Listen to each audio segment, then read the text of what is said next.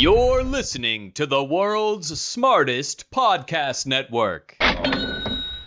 When I go to Sacramento, I will pump up Sacramento. Some say the news is fake. Others say it's real. These two don't have the time to check. Instead, Turner Sparks and Michael Ira Kaplan turn to comics stationed around the globe to be their eyewitness reporters so that you can know what's really going on. This is Lost in America. All right, everybody, welcome to Lost in America, episode 222. My name's Turner Sparks. I am Michel Kaplan. Woo-hoo-hoo. Kaplan America, you can find me at, yes. You can find me at turnersparks.com. Buy my album, Turner Sparks Live from the Friars Club. You can find Michel Kaplan at Kaplan America on Instagram. This show is at lostinamericapod.com. Lost in America Pod on Instagram. Kaplan on the show today. We have Adrien Arnoux joining us. Ooh, and your accents are amazing. I mean, I just, I have a feel for it, and I just test it out. I don't ask the guest ever in advance how to pronounce. I just have it, and I do it. So Adrien will be with us in just a second. You can hear him there. And we're talking about Sarkozy, the last. Remember before Macron, there was this whole other guy. It was also cool. France is not they've had other leaders. So this guy got in a little trouble recently. They have interesting elections, marital lives and elections. Yeah, they've had so Sarkozy was the last generation. He was a real what do you call that? The what were we? I don't know. What was the previous generation? Aughts? The aughts? I don't know what you're going for here. I guess that's it. Anyway, he was that generation's French leader, and he got arrested and sentenced, I believe, to some amount of years in prison, which they're going to let him wear an ankle brace. I don't know why. We're going to get to it in just a minute. But before we get to that, Kaplan, this show is 100% free. Every single week, we don't charge anyone anything for this show. Ridiculous. We're actually really bad businessmen in that sense. Terrible. We're giving it away for free, so why would they pay us? My parents, they're like, are you making money at this thing? And I'm like, they go, well, if you don't charge anyone anything, you're never going to make. And I say, you know what? That is a good point. So here's what we came up with. We do 3 extra shows a week on Patreon. It's just you and me, Kaplan. We talk about, everything's going on in our lives and your life. You're running for city council in New York City. I'm running That's for city council. That's ramping up. We're figuring out what competitors of yours we need to take down. Lamer Van Bramer being one. I've hired some people from Sarkozy's team to help me with my campaign, so hopefully there's some good people. Little shell game action going on. Maybe some funding coming from Middle East dictators, if we will. Eastern, I'm open to all dictators, and dictators can find us on Patreon. Yes. That's how you donate. $5 a month. Dictators can listen to us 3 times a week. Even if you're not a dictator, we will allow you to listen. But dictators encourage because they usually have more money. So go to patreon.com/LostInAmerica. And for kick in $5 a month, you get this show plus 3 extra shows a week, comedy shows, full throttle comedy podcast. And then for $10 a month, you get a Lost in America #1 in Armenia t-shirt.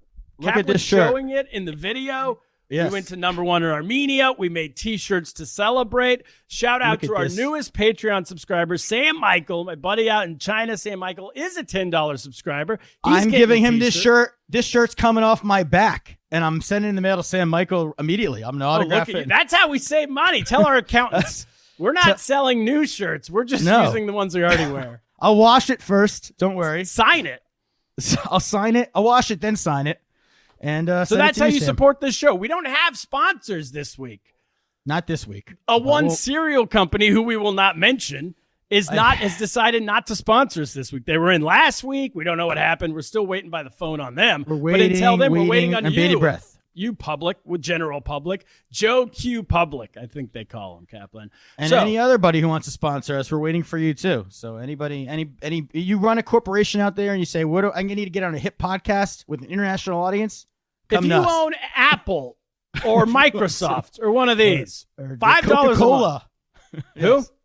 Yeah, Coca-Cola. Anybody who wants to sponsor us, we're here. We're here to take your money. We're still here. Cap, let's get to today's episode. Yes, what do we got? So, I don't know if I'm pronouncing this correctly, but Nicolas Sarkozy was from 2007 to 2012 president of France.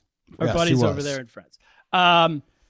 It seems like he had some corruption issues along the way. Maybe they didn't come out till after he got out of office. I'm not exactly sure. But then this is what I know about it. Yeah. I knew absolutely nothing until about 2 weeks or maybe a week ago, 10 days ago, when there was this headline in the paper that said, "Oh, Sarkozy's convicted of crimes." And I was like, "What?" Let me tell you how little I knew about it. I saw a headline in the paper that said former French president convicted of crimes, and I thought, we finally got our revenge on that guy Chirac for not supporting us in Iraq and starting the whole freedom fries revolution. And I knew the whole time that he was taking money, Iraqi oil money or something. So maybe he was right, but I knew he had a crooked intention. So I said, we got him. Finally, he's corrupt. And then I read on. I found out Hollande doesn't live. I mean, Chirac doesn't live anymore. He's apparently passed away a couple years ago. Oh. And I saw Sarkozy he was convicted. I saw there was that he was saying it was a witch hunt. I saw that his people were saying we don't trust the system anymore. It sounded very familiar to me. Sounded very much like what's going on over here. So, but I didn't even know he was on trial. I mean, I didn't know anything either. And then I looked it up. He's been on trial for like 8 years. Apparently, we just get the headlines. We don't. In France, in America, they don't tell us about trials. They don't bother us with the details. They just tell us when it actually hits. The French think they're very important in the world, right? They're one of the great world European countries. Think they are too. I think. I mean, we go to Paris. Why my wife We're loves doing Paris. this podcast. My daughter wants to go to Paris. Like now, it's like her only place she wants to go in the world. Oh, yeah. But we as Americans don't get French news, so we had no idea. American women love France, but they don't love the news. They love they don't. Just pictures of the Eiffel Tower. But I knew Sarkozy because I'm like an American woman at heart. I knew he was married to Carla Bruni. That was a big celebrity couple. Oh, back that's in the day. why everyone. Yeah. That's how I knew who he was. But I didn't know his I would unwind it here. I didn't know his politics. I didn't know he had different politics from. I didn't know Macron and him. I barely knew they were different people. So we're gonna they sort of blend together into one person if you don't think about it too much. Adrien Arnoux is our guest, you guys. You can check him out. Hilarious comedian out of Paris. You can check him out at Adrien Arnoux Comedy. ADRIENARNOUX Comedy. Yes, that's it. On all social media, including Instagram. Welcome to the show, man. How you doing? Thanks, I'm good. Doing great. How did we do there? Yeah, what are we talking about? That was pretty accurate, actually. Basically, I don't know. Do you want a rundown of what I know? Yeah, so when did you know? Because we found out that he was on trial last After he was Tuesday. convicted. When did all this corruption stuff start? Oh my God. With Sarkozy? Probably the 90s, honestly. Yeah. There's a billion charges against him. There's several trials coming up that have nothing to do with each other. And the one thing he got condemned for is basically he was just trying to get information on another case that was already against him that people were already working on. So that's why he lost. The trial he lost was about that. He was trying to get information that he was not allowed to get about what was going to happen with his judgment on another case. So, yeah. And is that we forgot even to mention this, Omar, whatever, Gaddafi is involved in this whole thing. Yeah, exactly. The Libyan dictator, shout out. Yeah, because Gaddafi apparently financed a lot of his presidential campaign. And then, France is almost directly responsible for the death of Gaddafi. We were right there when the Arab Spring happened. It feels like Gaddafi was the guy we put in place, and then we got rid of him when we were sick of him. Sarkozy pretty much betrayed him. But yeah, so Gaddafi's the more ethical one in this. Well, he betrayed a dictator who. Well, so going back to the 90s, you said it goes back to the 90s. He didn't become president until 2007. So what was he before? He was the mayor. For a while, he was the mayor of the city that he pretty much grew up in, Neuilly. And because I'm 35, so I started seeing him on TV. I was 95, 94. He was the right hand to Chirac's rival, actually, Balladur. Yes. He was super young. He was like in his 20s or 30s or something, probably 30s. So that's when I started, hearing about him. He became like, because politics is like showbiz, so he became like, the guys. And He's then moving up and moving up. Yeah, exactly. And then he tried a bunch of things. He had a bunch of ups and downs. And by I think 2002 or 3, he was like Ministry of Interior, I guess, Minister of Interior. Mm-hmm. Where so he was like the cops' boss for 4 to 5 years before he was even elected as president. He was like in the government already. The head of police, you say? So yeah, politician for a long time at this point. He had been a politician for a long time. So, as you say, he was the head of police, something like that. Yeah, Ministry of Interior. I don't know if you have that. That's basically like who the guys who run police departments. I think that's right, Kaplan. We have something like that. Yeah, I mean that's your classic corrupt job. Like every head of the police is, at the top. You got it's almost illegal not to be corrupt in that a little bit. Before he was president, he was kind of known as like the Giuliani of fucking France. Like, cleaned up. He did that. He made everybody like he like reignited like racial tensions that were kind of made the homeless disappear too. Did he do that? I don't think he did that. Or maybe for like specific event, but he wouldn't be the only one. I think Switzerland does that shit a lot. But anyway, yeah, he's just kind of a crook, like your average sociopath. That that's who gets in power. I mean, everybody knows that. Generally. So what was when he ran in 2007? He ran on kind of like a law and order, anti-immigration, absolutely campaign, right? Yes. And the impact of this is still felt to this day, where he like reignited. He made it feel okay for like non-officially far-right people to still be openly racist, basically. Oh. And not vote for the far-right party to still be like, minorities. Which we call, how would you translate the racisme décomplexé, which is like openly racist without giving a fuck, I guess. That's a term in French? Yeah. Decomplexed racism. Like, yeah, I hate him. Racist. We have a term for that too. It's called Karens in America. Oh yeah. Well, we do. I don't think we have an equivalent to Karens. I think or NIMBY, Kaplan. NIMBY's the new one you taught me, which is not in my backyard, people. Yeah, that's where they want everything to be fun. They want everyone to be like for equal, like super liberal people who just don't want them. it around their house. Yeah, exactly. So so he was running as like a moderate right-wing person, right? Pretty much, yes. Yeah, and he won. And not only did he win, but he kind of like divorced his wife and then got this new. Right. He got married while in office, right? He married. Exactly. Yeah. You know your shit. See, that's a big, we could never, that's why we're fascinated by it. Cause in America, that would never happen. Don't misunderstand, Adrien. That's the one fact that all Americans know about him is that he married. Yeah. Because she was famous too. So Carla Bruni. We don't have kings and queens, so we worship celebrities. Exactly. She had sex with Mick Jagger prior to we worship anyone who's had sex with Mick Jagger. So a lot of women we worship in this country. A lot of women. That was International like a Women's Day.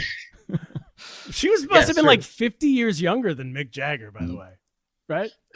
Probably 30 about 20, years. My estimate would be 30. Yeah. Oh, okay. I have to look it up. Well, she's not that. Do you think Mick Jagger had sex with women his own age? I mean, not. Well, there's documentaries that. I think it's called Cocksucker Blues. That's pretty much Mick Jagger does not want. I mean, they don't want this shit out because it's pretty much them having sex with like underage people. So from what I gather, in the 70s they were doing all kinds of weird shit. The 70s, yeah. Jesus. And for some reason it was filmed for a documentary, and that's just never coming out. I guess. I would imagine. Yeah, whoever made that documentary is going to get a lot of money to not put out that documentary. The Libyan government produced that documentary. So Sarkozy gets okay. So in 2007, he's the president. Somehow he wins. Does he? Yeah. Why were people at that time? Why would they vote for that kind of a thing? I think who was running against him? I think it was a woman called Ségolène Royal. They were pretty close. And then what happens in France is like two instances where you go vote. Premier tour, which is like everybody, and then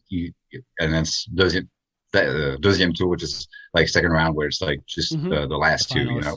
We have. And so it was Ségolène Royal and Nicolas Sarkozy, and there's a debate like a week before. There's a debate like that's the French tradition of like right before you elect your president. There's like a debate between the two, yes, where they kind of like weave their PR stuff. I mean, these people have been trained anyway, and so yeah, and she made a complete ass out of herself by just getting mad over some stupid shit, from what I remember. And he appeared, even though he's like a kind of a pretty spastic dude, and known as such, he appeared like the chill one, and I think that's when he actually won. Like when his opponent just lost his shit for over not much, and he took it as an opportunity to cross his arms and be like, all right, calm down, And this is the person you want running your country. Like and I think that's pretty much verbatim what he said, and then he won, and yeah, he had a lot of people like backing him, the youth. Like I remember because I was like 21, I think, at the time, and it was like sad to see that half of my friends were kind of, into him. Oh, really? Yeah, and he's like, I mean, I'm kind of like from like a upper middle class type scenario, so and he's like a very like super capitalist, guy, and I guess that was speaking to a lot of young people who come from rich families and want to like, expand the dynasty and start their own businesses, and the whole like culture of like entrepreneurs and shit. Like he was waving that flag, so that spoke to a lot of young people too, and who didn't see the whole like bigotry behind anyway, I guess. Yeah, France had a lot of left-leaning governments before him, though, right? Is that like mostly?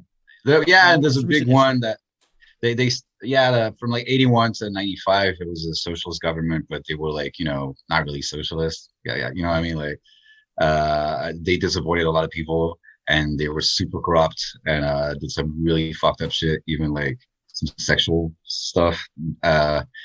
So yeah, everybody was disappointed. Mick Jagger. Mick Jagger. They all had sex with Mick Jagger. Mick Jagger was actually the president of France. Some weird like Epstein like type stuff, I guess. Oh, and but I just thought that was legal in France, not to go off on it. Nah, I mean, I wish it was less legal, I guess.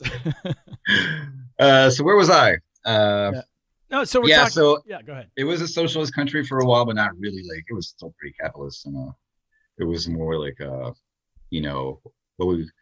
would we call that? The caviar left, which means you're on the left, but you're rich as fuck and you're a capitalist. Right. It's like limousine liberals. We call limousine liberals is the term. I like caviar left. That's great. That's better. That's very French. And so, okay. And so then, do you guys have though? Is it true? Do you have a 35-hour work week, or is that gone? I mean, it's the legal requirement, I guess. There's a lot of ways to, get around it. If you can still work overtime and get paid. Like it's not super strict. And when that thing passed, I was like way too young to give a shit about politics, so I don't really understand why. Because I was like 16, I think, when they you don't know work week. Who knows what that even means? I mean, we don't have work weeks anymore now that. Economy. Does that even mean anything at this point? Like, most people I know who have like a real job, they're on like constant, your boss can call you on Sunday and you have to answer. Like, it's like here. Yeah. So, but yeah, I mean, I guess it like feeds the cliche of like French people are lazy. Yeah, well, those are the other headlines. The only headlines we get is either your president marries a pop star, or like, see, look how lazy they are. They don't want to do this. They don't work like this many hours and that kind of stuff. It's not about laziness. It's like there's systems in place that, that the consequences, like maybe we don't have to work that much because the economy is kind of working out without us doing so. And, we could talk about how like performing artists in France can collect unemployment. That's why I'm not dead right now. Yeah. But you obviously you tell that to an American comic and they'll be like, "You're a fucking communist, dude." Like, I mean, this is Or like, well, we can now. We can now, but yeah, we it get. won't see how long it lasts. oh, you can. Oh, that's great. Just because of the pandemic, though. Yeah, only because of the pandemic. And previously, self-employed people could not collect unemployment in America. So up until this, any self-employed, meaning you're an artist, a comedian, driver, a musician, yeah. but also if you just like own a store, you know. But now we can, but we get way less than the average person would get who works at a company. Yeah, see, the way we get paid mostly is it's a salary, so it's a company paying us. When you're doing like a real comedy club or really? an opening gig, it's like the production company, like the touring company pays you, I guess, or the comedy club, and it's like you're like a salary, so it's a legal thing and it's paperwork. And so if you play at a comedy club, you're a staff. You're basically treated as like a staff member, like you work for that club. Now you get some sort of like performing fee that you can then collect, and there's this specific thing for performing artists, where they could be like, oh, you performed like this many times, so now you can collect this much, and it's pretty cool. And then you could go, oh, so yeah, French comics have it better, and you guys are lazy, and you don't want to sleep in your car for 10 years to get there. And I'm like, yeah, well, different countries are fucking different. I mean, I don't know anyone. I think people probably used to say that when it was all theoretical, like a year or two ago. And now that it's real, I don't know any American comedian would have to be a complete moron to be like, yeah, but we're tougher because we don't make any money. Like, that's the stupidest. Well, I do think it makes comedy, in the U.S. better that you don't become famous after 2 years. You know what I mean? Which can happen in France. Like, it's a different market. Like when you show up and you have like a tight 5 minutes. They see it as like you're an R&B singer and you have a good single, and then let's make the album like right away. Let's do an hour now. Oh wow! And the French audience isn't really difficult, so it can actually work out. But the quality of the material is not really that great. I mean, that's what it was like here in the 70s. Like when Seinfeld and all those guys were going on Johnny Carson, they would have like Seinfeld had an act, so he could do 5 minutes on Carson and then do an hour on the road. But 90% of them couldn't. They would do 5 minutes on Carson and then get booked to do an hour on the road and just bomb. Yeah, and by the mid 80s, it was over. Yeah, and France is late. Like it's always like 10 to 20 years late to anything that's happening in the States in a lot of ways. So now we're past the 80s as far as like French comedy. Yeah. And we're starting to get a little more like, there's real comedy clubs now. Super recent. Like 4 comedy clubs opened in Paris, like right before the pandemic. Kind of. Oh, really? Good time. Yeah. Like, are they still around?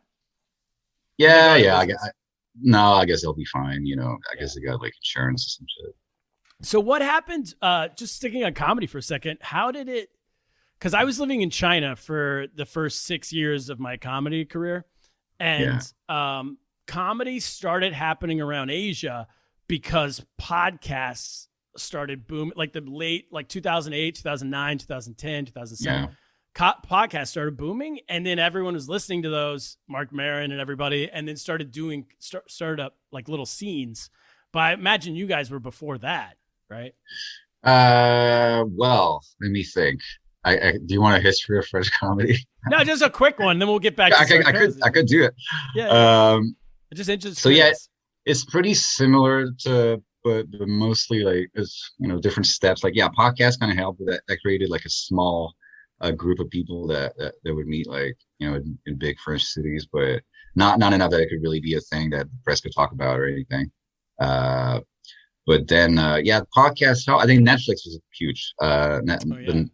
That's really when it happened and when it really hit. And then there's like on YouTube, there's a French comedy channel, because there's a festival in Switzerland called the Montreux Comedy Festival, and they just film everything and then they put everything online.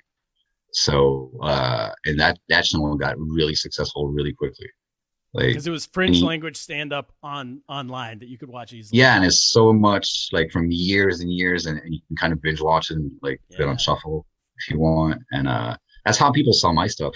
That's how when you were saying like, back in your day, I mean, in the 80s, you would do Letterman and then people would know who you are. Turner's Day.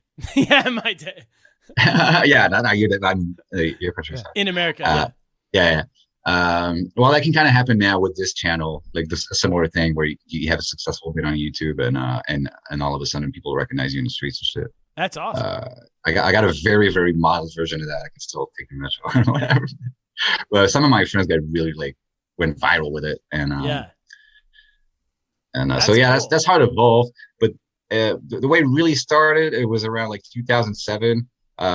Someone just had the idea of, because before that it was mostly like wigs and characters and shit.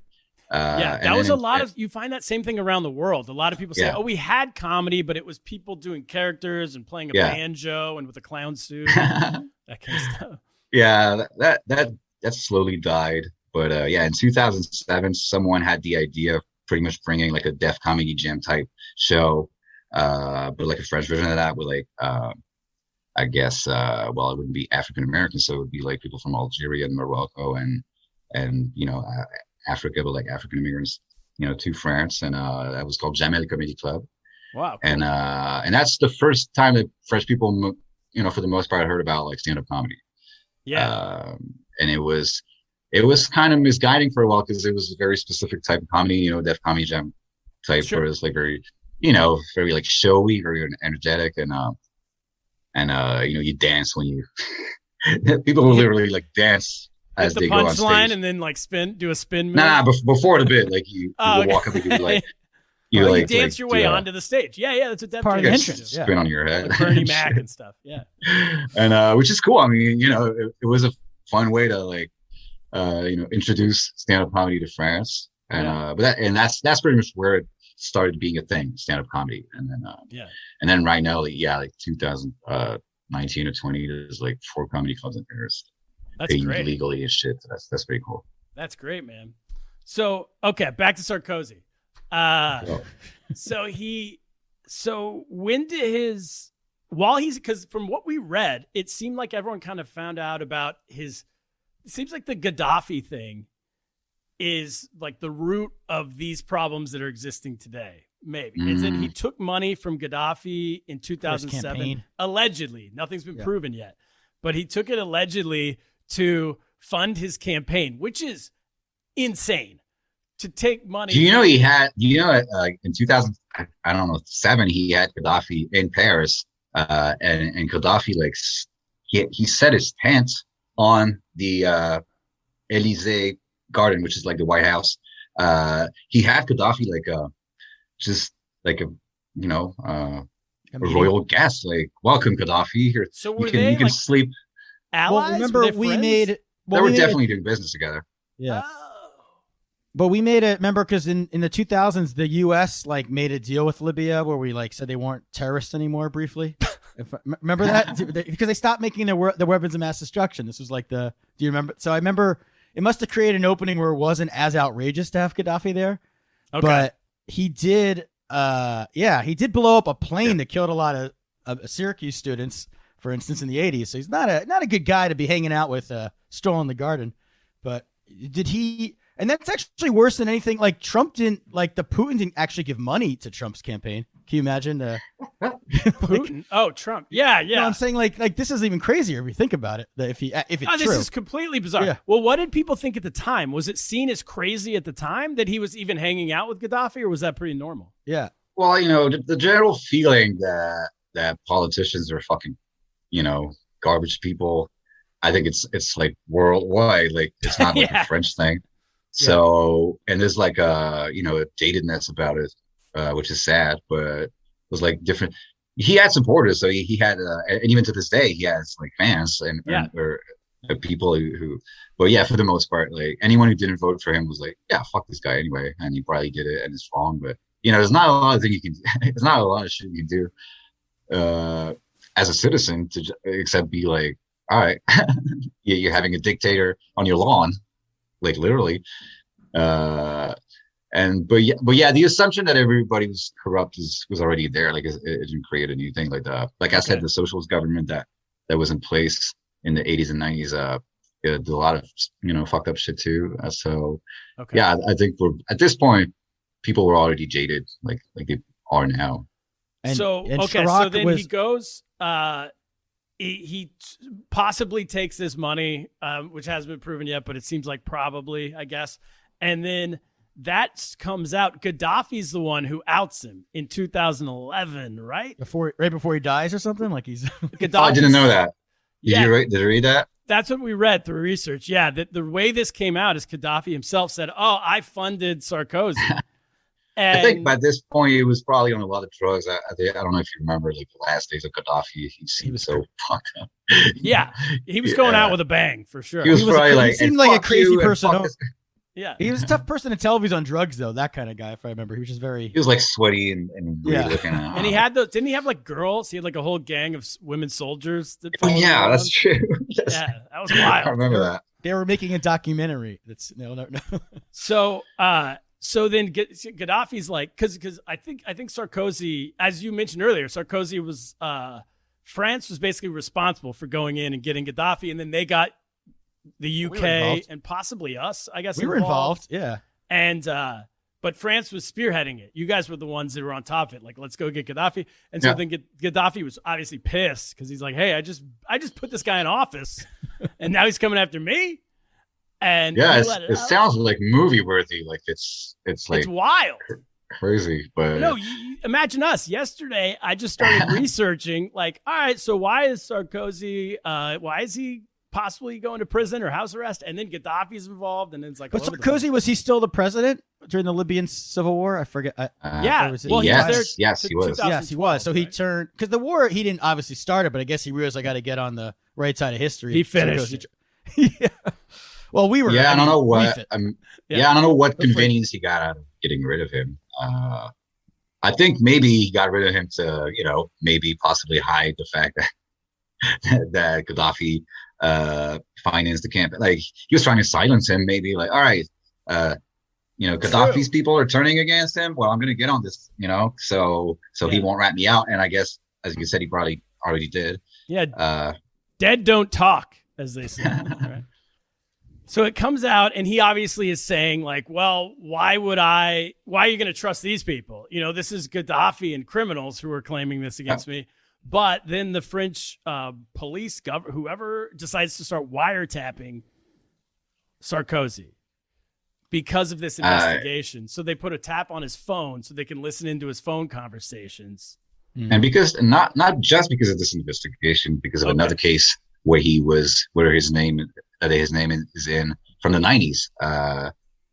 Apparently he was working with a guy who sold weapons to fucking, I don't know, man. I'm not qualified to talk about politics. Just whatever you basically know. Yeah. We talk to comedians every week. This is what we do. You think we're qualified to talk about politics?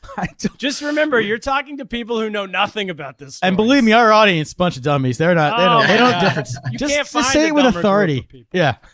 Yeah, so basically he had something to do with illegal arms sale in the 90s, and I think that's why he was wiretapped, and also the Gaddafi thing, and he also has a lot of enemies, in the French government. Yeah. Even though now a lot of his enemies now are like, oh my, since he got the sentence. Like even his enemies are like, oh my god, people are hard on him because they've all done some shit. Right, it could come for them. It could turn. Yeah. And they're like, whoa, are we gonna really start going to jail now? Like fuck that. Well, that's the thing. But he's not going to jail. I mean, let's be honest. There's no way he's going to. I know. Yeah. So I guess they say he's not going to jail. House arrest. He got a 3-year prison sentence. 2 years of those were just thrown out immediately. Suspended, which means, okay, don't worry about it. And then the third year, they put a bracelet around his ankle. That's kind of the decision, right? No, they might. They might. Yeah. Well, he's going to sit around while Carla Bruni plays music all day. And these other guys, though, their wives might not be as lovely, and they don't want to be house arrested. Well, first of all, he appealed immediately, so technically, like the sentence doesn't really exist anymore. Like there's going to be another trial next year, because there was no real mandate to incarcerate him, from what I understand. So there was, and those people never go to jail. I mean, that at least in my lifetime, I have not seen like such high-ranking people serving hard time. Like that seems very unlikely. And even the bracelet thing is like, Yeah, but he's gonna like try to weave himself out of it in any way he can. He's got access to the best lawyers in the country, so there's a lot. Is that the general feeling among the French people? That's why it's maybe not such a big deal. Is that nobody thinks he's not going to jail, right? Well, is this a big deal in France or not? Well, I mean, the news. I mean, the way the news looks and the title. I mean, it is. It is pretty like it's never happened before. Yeah. And he wants to come back in 2022, which next year we have a presidential election.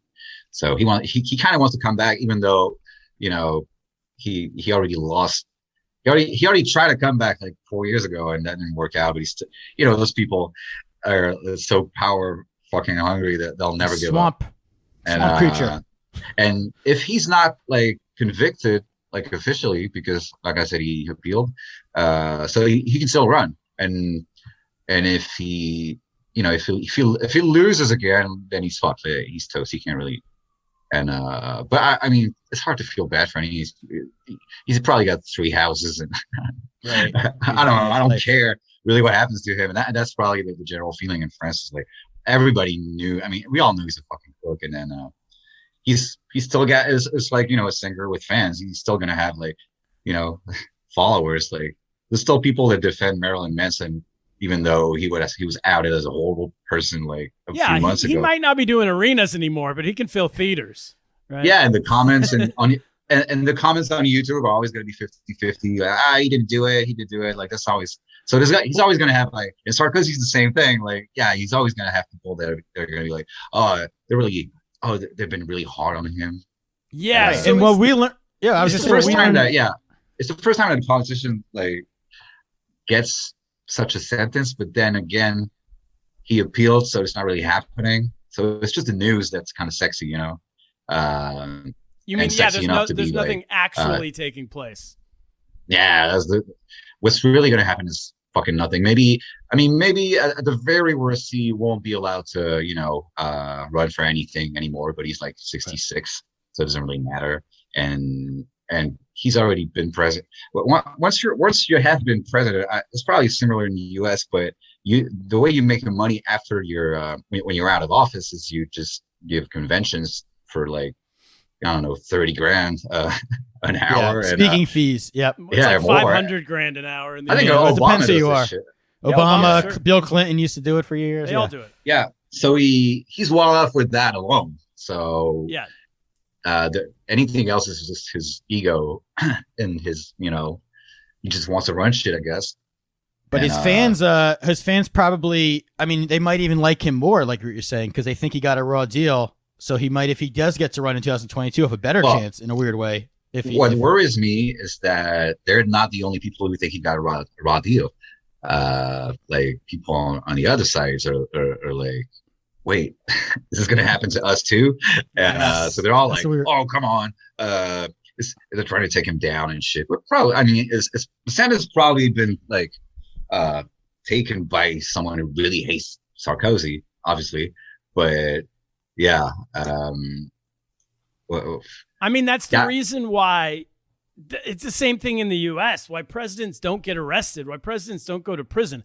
They've all so basically we should say clearly what he's convicted of in this one is that I think you said it earlier, but he was trying to get information on one of the investigations being done about him for whether the Gaddafi thing or something else. He was trying to get investigation. And he offered a judge a job. It's like meta. So he spoke to a judge and said, "I will give you a post in Monaco if you give me information about what's going on." And just so happened the police were wiretapping him at the time, heard that, and now that's the charge. That's the corruption charge that he's being convicted of. Yep. But this is something like presidents in the U.S. don't go to prison either, because the minute one of them goes to prison, well, then they're all going to prison because they've all done something. No, right? So they're all so ethical. They would never do anything. That's why they've never gone to prison. So is it the same? It sounds like it's the same fear right now going through French politics. Well, I mean, when I say, oh, he's not going to jail, nothing's going to happen. Maybe because I'm coming off like the 2 impeachment trials that you had with Trump, where it was obvious I was almost like, why would you even cover that shit? Nothing's gonna happen, you know. I agree. I didn't watch them because it was like, it's theater. Nothing's gonna come of it. It's the intention is, I mean, yeah, I guess if you can try to impeach him, you should. But I mean, no one ever really believed that he could be impeached, right? It's more like a press. It's for the looks, like for the Wikipedia page, like well, you know. Good. I mean, here's the thing: is that Trump was going out of office. This was the last thing that CNN, Fox News, CNBC could get ratings. Yeah, that's true. They wanted Trump is what people watch on TV, so they needed people to keep watching. That was it. Yeah, and the whole thing, like, because I remember watching like Colbert and all these guys, and they were like, "There's another person that needs Trump." It seemed, and it seemed like he really believed that it was possible that he didn't. That he was not going to go. These people get away with everything. Colbert didn't believe it. Colbert equally needed the ratings. He needed people to believe that he believed it. That's true. Who's going to watch him now? I don't know. I don't even know who has. I don't know. I mean, maybe you're trying to. I mean, if you're in New York, you might want to try to get a job there. Please. No, they don't want us. They don't want us. Long time ago. No, we go on the road. I go to do comedy clubs. Great. Fine. Yeah. Let's do it. I don't need Colbert. Wouldn't even take him as a guest in this pod if he wanted to be. If he wants to come on our show, we'll have him. But we're not. We'll have him on the Patreon show. We're not having him on. We're not going to his turf. So does it? Because I just did a quick Google just to be like, all right, Macron corruption. That's what I Googled an hour or two before the show, and boom, there's some guy from 2019 who worked for Macron.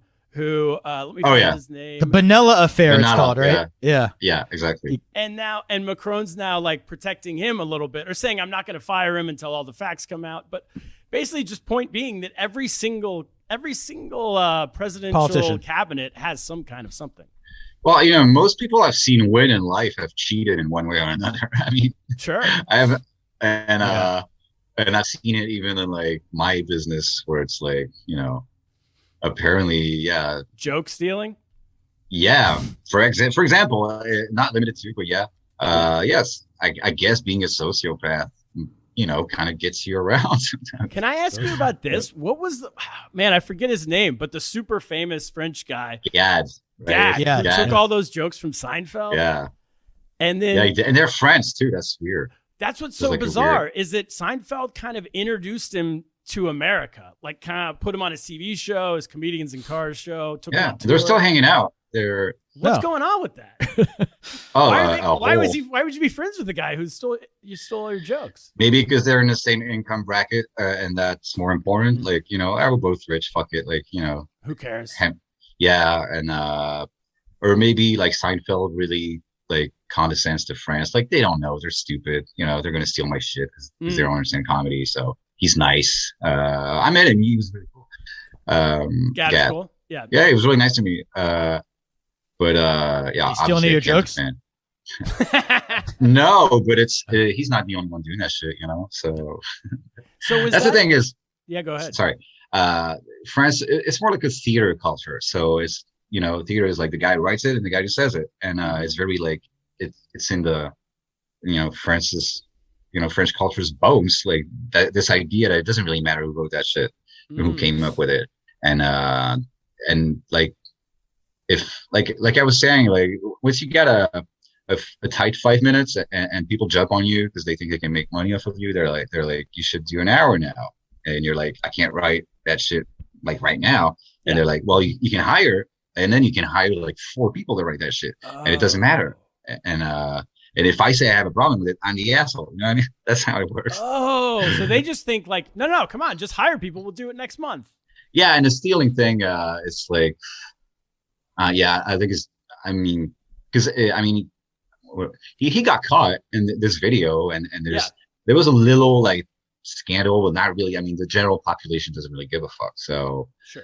That's kind of sad. And I haven't seen him since he got outed as a joke thief.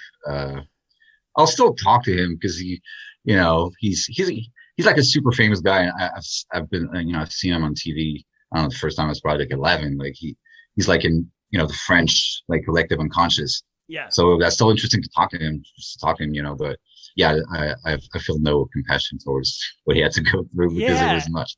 Was it so in America? It didn't seem to stick much with him either, only because he was already so niche of a person. Yeah, he's not famous enough. Then this guy you barely heard of stole jokes from Seinfeld. You're like, okay, I don't. If you're outside of the comedy community, you just be like, all right, I guess, and then forget. Yeah, he's just not famous enough to be newsworthy, and didn't make a big deal. No, what sucks is for me is that if I want to travel to the U.S. to do comedy now, and I say, oh, I'm French, people are going to be like, oh, you're going to steal my jokes.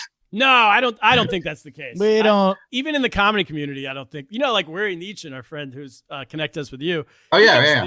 He comes to the U.S. all the time. People, I don't think that's a thing. That's true. But people will ask you about Gad, just like I did. They'll be like, "So what's up with that guy?" Well, what I have to say is he was nice to me, but I obviously do not support what he did and how he reacted when he got caught, which was like super like asshole-ish. Like, how did he react? We didn't even hear that part. He put on a fucking wig because he does characters too, and so he cancel him for the characters.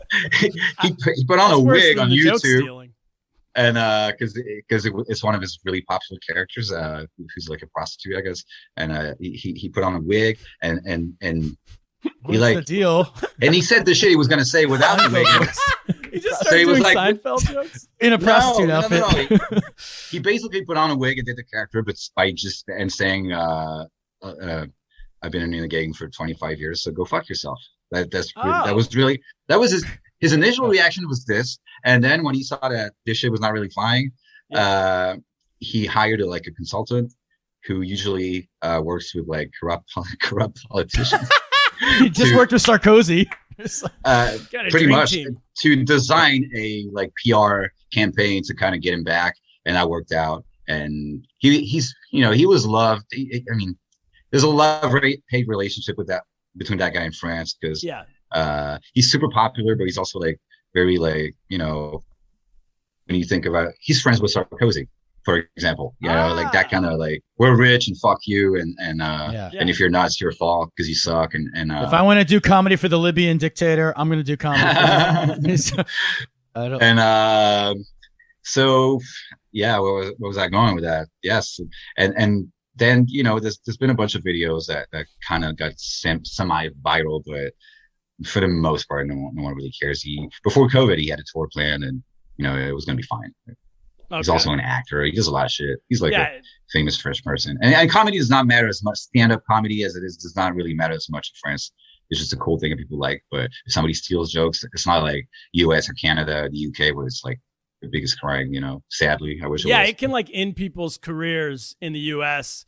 But it has to be a certain type of person. There's still the cool crowd. And if they steal jokes, no one says anything, But if you're if you're a road comic, or if you're, frankly, basically Carlos Mencia, those type of people that no one likes them anyway, then it's gonna come down on you hard. But if you're a likable person, there's people who can get away with it a little bit. But for the you're pretty likable, Turner. So that's all I do is steal jokes.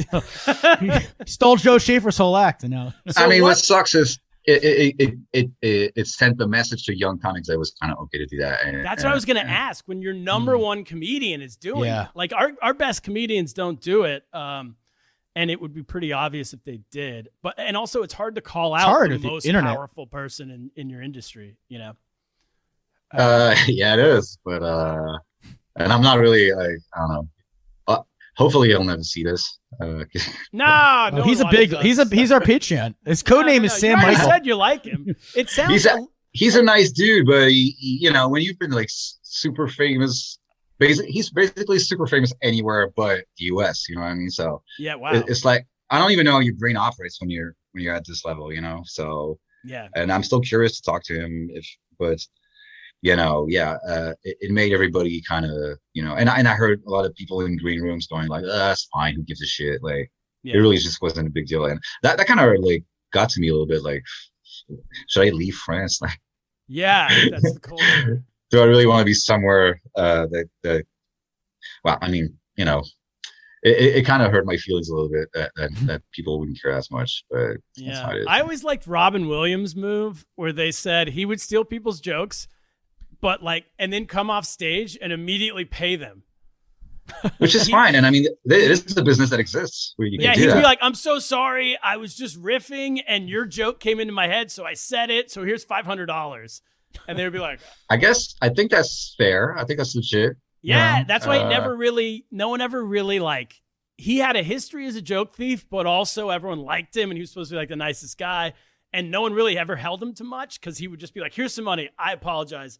I won't do it again. And then like a week later, he'd do it again. Yeah, and also he was not just a comic. He was also in like, huge movies and shit. So, and that's similar to Gad. Like he's still going to be popular just on that. Like he's like a movie star too. So that's not going away. So that's it. So can I ask because I genuinely, like I said at the beginning of this, did not know the difference between Macron and Sarkozy. What are Macron's policies? That was funny. It's fun that you would say that because that's been my feeling also, and no one really agrees with me in France that they're very similar. He's just like he's a little younger, right? And I used to say like a year ago would have told you like Macron's just a less racist version, and now the shit he's doing with the police and shit. I'm like, oh, so he's even worse. What he's doing with the police? I mean, politically, he started out on the left, and Sarkozy started out on the right. But as I was researching for this, I'm like, a lot of his policies sound pretty similar. I guess it's a lot of it in the the semantics and the way you talk. I think they're very similar, but Sarkozy was more aggressive in this way to campaign and act, and Macron is more he's like the equivalent of a French Wall Street dude. You know what I mean? Like he knows how to communicate better. A little bit better, not that much. And I voted for him personally because I hadn't realized.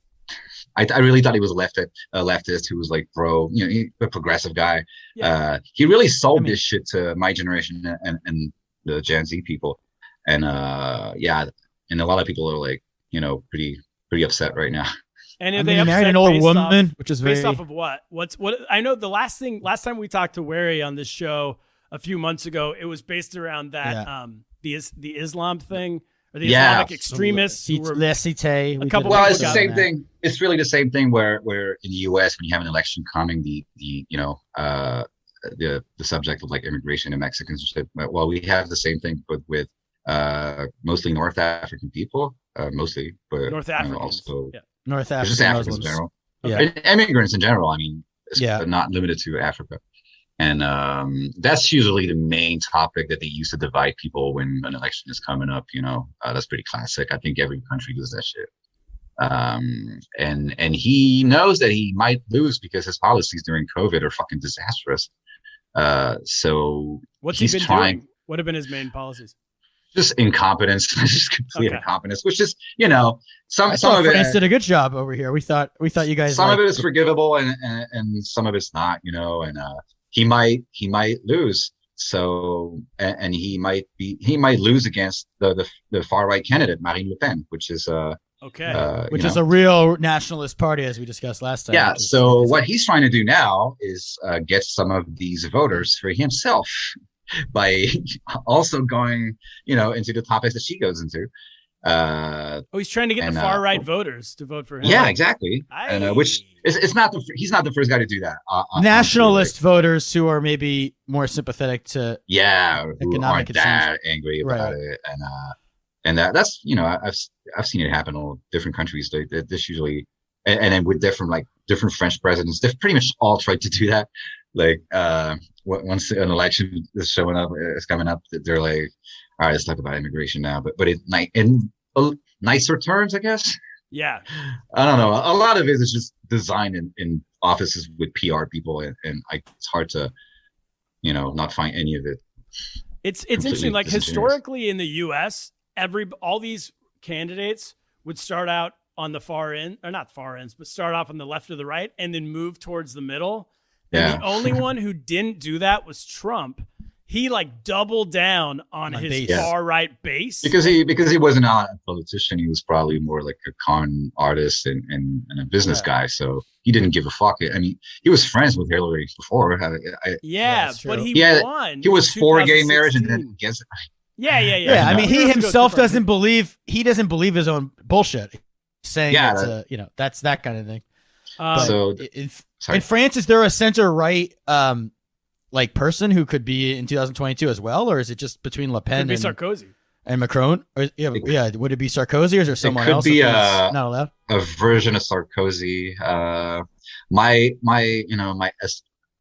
guess would be like the prime minister we had a prime minister last year during like the outbreak of COVID who later quit, but he's still loved. And I think if he runs, he might win. His name is Edouard Philippe.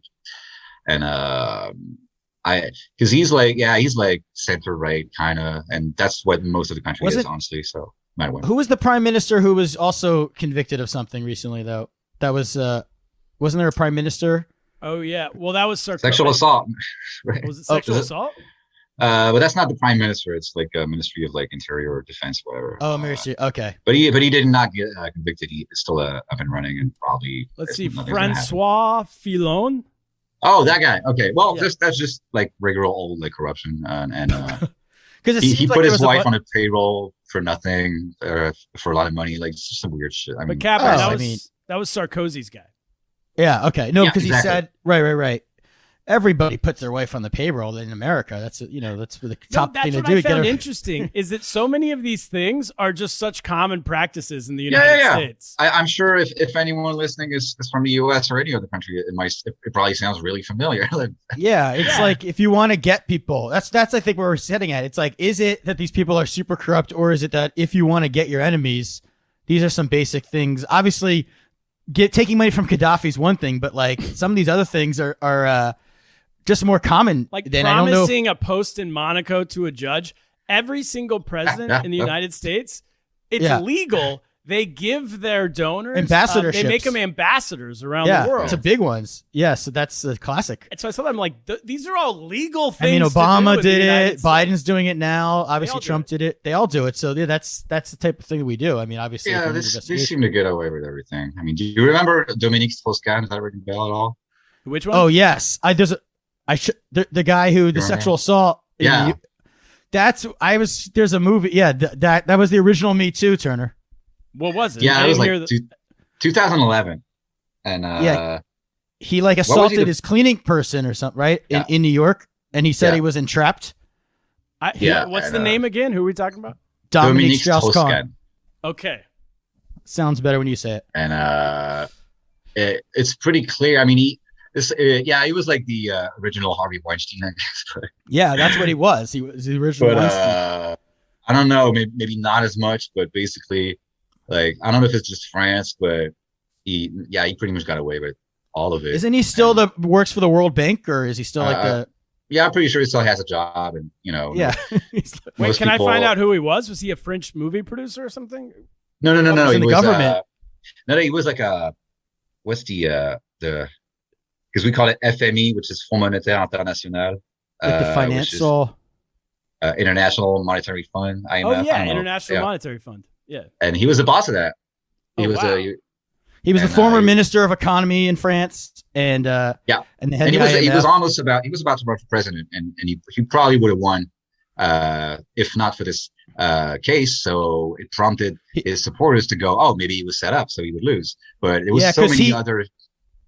Sorry, I was gonna say, where I worked in Tribeca in New York, his apartment was around the corner. He had this crazy apartment. Yeah, he lived in New York, and all the French press was outside because he claimed, Turner, that he made a pass at like was it a cleaning person or someone in New York, and he claimed that his opponent set him up by like they know, like his defense is that he's such a like sexual person, even though he's married, that like they know they like sent a woman in basically to entrap him, and of course he had a hit on her, right? Isn't that basically what he did? And then some people bought this. No, he nonsense. didn't hit on her. He tried to have sex with her. Well, yeah, but he says he just hit on her, and it was. But yeah, he basically tried to force himself on her. But he was saying like, oh, they knew I would act that way, so it was entrapment. Which is a weird defense. Let's be honest. Yes. Like, you knew it. You put this woman in front of me, so I would like an animal. It's like I can't resist a woman if you put her in front of me, like a dog with meat or something. And he was known as that kind of guy for years, and there's like the most famous news presenter in France just got outed for being like that kind of person too, and and everybody knew. It's always the same story, dude. It really is. It's the same in the U.S. Everyone. I mean, we saw Gerard Depardieu just got arrested, right, in France. Speaking of, that's another case, but I don't think they have a lot of it against him. But yeah, I haven't really been following this one. He's just like a folklore, like drunk. Big guy. He's a legendary, crazy. I met him once many years ago, but oh, you did? I did. Yeah, he's. I mean, France has that reputation of being like we saw. You just lowered your age of consent, or you just have an age of consent finally, right? Like you never even had one. Was that like they established it at 15? I believe. Yeah. It's just like it's kind of like you become a. Is there a movement in France to sort of take this stuff more seriously now? Is that where it's going, or? Well, you have to start by saying that in the 70s, there was a movement in France going for the opposite, for the, right. I can fuck a 12-year-old, it is fine. And, right. Roman Polanski famously moved there after we tried to arrest him. And Woody Allen likes France too, and, Louis C.K. I mean, your movies, your French movies are, it's because of your movies are too good. And they're always younger women, and it gets in our brains. These Americans, we want to be like you. We want to be like French filmmakers. It really sucks because it's like basically the same shit that's happening that you would hear about in the U.S., but it is just treated differently in the media. And yeah, I'll be like, it feels like Me Too barely happened in France and probably other parts of Europe. So the media covers it. Here's more, what's crazy to me is your current president got Me Too'd. It's true. That's true. His wife was his teacher. His wife was his school teacher. Yeah, I guess if you stay with her, that's not an issue. Right. It's like a bad plot of a French movie actually happened, and then it's like yeah, it's kind of fucked up. I mean, I used to be before I did comedy, I was in like trying to break into the music industry, and then and I saw a lot of horrible shit and a horrible behavior. And what I can gather at this point is that most of these people are protected. And it's in France, it's like there's always going to be a culture of like, but what if maybe that's okay, like she was 14, but it's I guess we're gross. I guess France is a gross country. Good job, Kaplan. You broke him down. I broke him down. I had to get that on. Yeah, that's a revenge for the freedom fries. Your guys are gross. I mean, some people get outed in the media and even in comedy, and nobody cares. Like Chris D'Elia is probably going to come to France very soon. That would be great if all of our people go to France. All the French, all the American, everyone is getting Me Too'd here. Just starts a whole industry. You have a great and comedy his scene. level of Me Too. Yeah, I think his level of Me Too would be like, who gives a shit? Like it's not. Like, right. Bill Cosby is one thing. Bill Cosby. Cuomo's going to be your next president. He's coming over. Oh yeah, he's got some shit too, right? His stuff is so minor you would laugh at it compared to. Can I read? I know that by going on record with this, the facts could all change tomorrow. Right, we're opening up to ourselves. I look like I'm defending a rapist, but this is what I was watching CNN last night, and this is what that quote was. It said, the person alleging against Governor Cuomo said he asked her if she had a boyfriend. He called her sweetheart. He touched her on her lower back at a reception and once kissed her hand while she stood up from her desk. That's every famous comic I've ever heard. That's Me Too. So I should say there might be more coming out later. I'm not defending. Yeah, because that's not much. That's not. We might much. have to delete this whole episode now, or that's edit a it specific one. One, that's not much. And we should probably wrap this up pretty soon. Is there anything more we have to say about Sarkozy? I might know some shit about. If you have any questions, maybe I can. About what? About his Me Too stuff? No. No. I mean, if you had any other question about Sarkozy over the case. I guess the question is, was it legal, that wiretap? Because it seems the government was wiretapping a man talking to his own lawyer. You're right, yeah. In America is illegal. I don't think you can wiretap. I've learned from every mob movie that you could call your lawyer and you get privilege. I think it's still like why people try to defend him. Like it might have not been completely legal. I think it is legal because otherwise he would not. Yeah, you're right. It went through, so it must be legal. So if you had to put a percentage on this, what percentage of this whole thing against Sarkozy is his enemies just wanting to find anything about him, and what percent is like he's actually a scumbag, guilty? And they could both be 100%, by the way. That's a good question, because I think it's both 100%. I mean, it's definitely a case that's being pursued by people who really hate him. Yeah, really want to take him down. But there's like an endless amount of stuff that you can take him down for. So it's not that hard. Yeah. And so yeah, I think it's both. I think, and that's used as an argument, to defend him. Like, it's clearly done by people who hate him. And yeah, sure, but he fucked up a lot. Both arguments can be true, right? Yeah. This is something that happens in the U.S. all the time. Like, either you're for this or against that. It's like, well, no, you can say he's a complete dirtbag, and those people are, I don't know if overreaching is the word, but just going after him. He's obviously, there's an election coming up, and he might be a potential candidate that could potentially get some support. Maybe they're trying to take him down, and that's not a bad theory. But then again, there's really an endless amount of shit against him from like the 90s. So it's just really not that hard. Was he, when he left office because he lost an election, was he considered like, was he fairly popular still? Like, what? Because the idea that he could even come back before this seems, well, usually when you lose in America, you're done. I think, the way that people miss George Bush now, like, right. He seems better in hindsight. Yes. He's not, yeah. And so I think when he lost in 2012, people were like, even his supporters were like, well, you got us to lose, so fuck you, Right. And which happened with Marine Le Pen in 2017. She lost, and she was terrible at the debate as well. But then she's going to come back, and she might win. Who knows? Yeah. So I guess I don't know if people forget or if they kind of miss the guy. Right. He doesn't seem as bad compared to Le Pen, maybe, to some people. He's not as far right, or which is true also, and it's different, like cultural. Like, if you're voting for the far right, you probably don't come from the same like social category or social like microcosm than if you were voting for the center. It's like my grandmother's super racist, right? But she would never vote for the far right party. You know what I mean? Like, it's because to her it's like disgusting. Like, it's like lower class. Gross. Yeah. Right. The people who vote for them, and like it's like a cult. Also post Nazis too. Like, like the far right in France were, connected to Nazis during the war. Oh man. I mean, that's where it originated.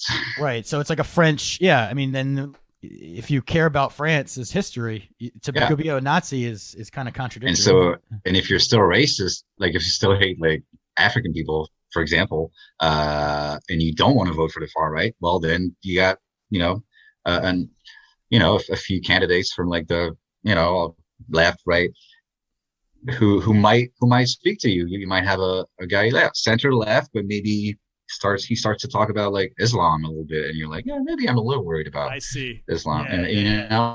Yeah. Right. And you have, as we talked about last time, you have issues where there's conflicts where there's a rising Muslim population in a lot of. Well, because it's good for press to talk about it, and it divides people the way that the media likes to divide people. So now, if you're on the right, your algorithm is gonna like give you a lot of shit to get mad about. Like, look at this, progressive. I mean, how it works, right? It's all about the algorithm. Well, I'm on the Jewish algorithm, so I get all the news about that stuff. So anyway, in France. That's the episode, guys. We got to end it here. Adrien, thanks so much for doing it, man. And sorry for rambling or saying stupid shit. This was great. I love that you had a cigarette in your hand the whole time. It gave us a very French feel. You should have had next time a beret, but no. And we'll check back in a few months when Sarkozy starts bringing down everyone around him, including all of his opponents. And that'll be a bigger scandal. So thanks so much, Adrien. Kaplan, that's it. What should we do? Get lost. Get lost. Au revoir.